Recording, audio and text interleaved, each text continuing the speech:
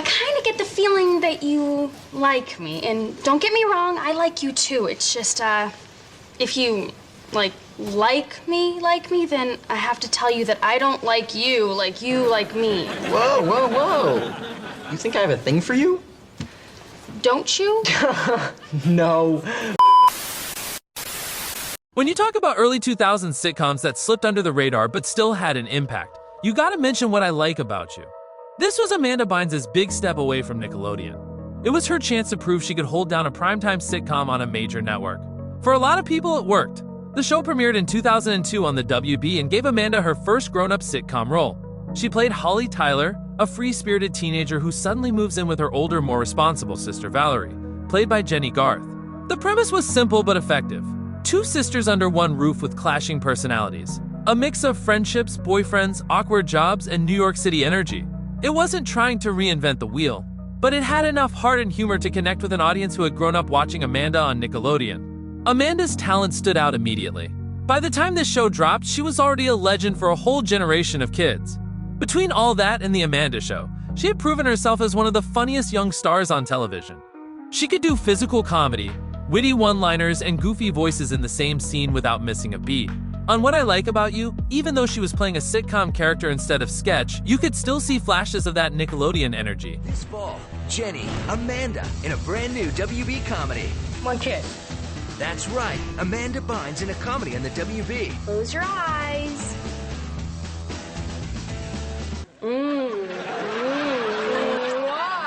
Holy, I know. Blows your mind, doesn't it? Amanda Bynes and Jenny Garth. Call me her! The new comedy, What I Like About You. Coming to Fridays, this fall on the WB. She'd do a big facial expression, a pratfall, or hit a punchline in a way that made the scene 10 times funnier than it was on paper. Jenny Garth balanced her perfectly. Where Amanda was unpredictable and all over the place, Jenny was structured and grounded.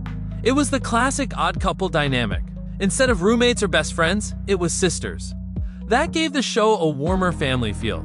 So how good was the show? Critics weren't blown away, but it wasn't bad either. It sat in that space where the jokes weren't groundbreaking, but the chemistry of the cast made it work. The supporting cast added even more. Simon Rex, Wesley Jonathan, and Michael McMillian all gave the show extra personality. For WB standards in the early 2000s, it fit right in alongside Reba, Gilmore Girls, and One Tree Hill. The fanbase wasn't huge, but it was loyal. This wasn't pulling Friends-level ratings.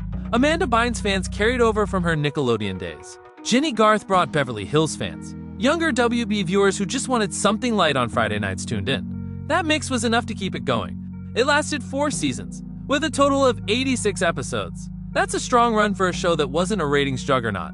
The end came in 2006, when the WB merged with UPN to form the CW. A lot of shows didn't survive the transition, and What I Like About You was one of them. It wasn't canceled because it failed. It was just one of the casualties of the network shuffle. Now let's talk about Amanda Bynes' career. This was her last real sitcom. She's the Man in 2006 became a cult favorite. Hairspray in 2007 proved she could hold her own alongside Hollywood heavyweights. And Easy A in 2010 showed she could still steal scenes even in a supporting role. That stretch of film cemented her as more than a former child star. She was a legit comedic actress. But after that, things changed. Amanda faced very public struggles with mental health and substance abuse. She stepped away from Hollywood. Looking back, What I Like About You feels like the last stable stretch of her career. It was 4 years where fans got to see her weekly. 4 years where she was still at the top of her game. After that, she never anchored another sitcom. Her film career ended too soon. So, What I Like About You didn't have a massive fan base, but it mattered. It showed Amanda could transition out of kids' TV and carry a mainstream sitcom. It gave the WB one of its most watchable comedies of the era. When you watch it today, you see a young actress with timing, charisma, and the kind of presence sitcoms are built on.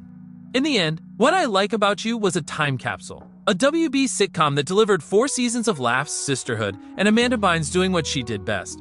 It wasn't her biggest project, but it was her last leading sitcom. For fans, it marked the end of an era.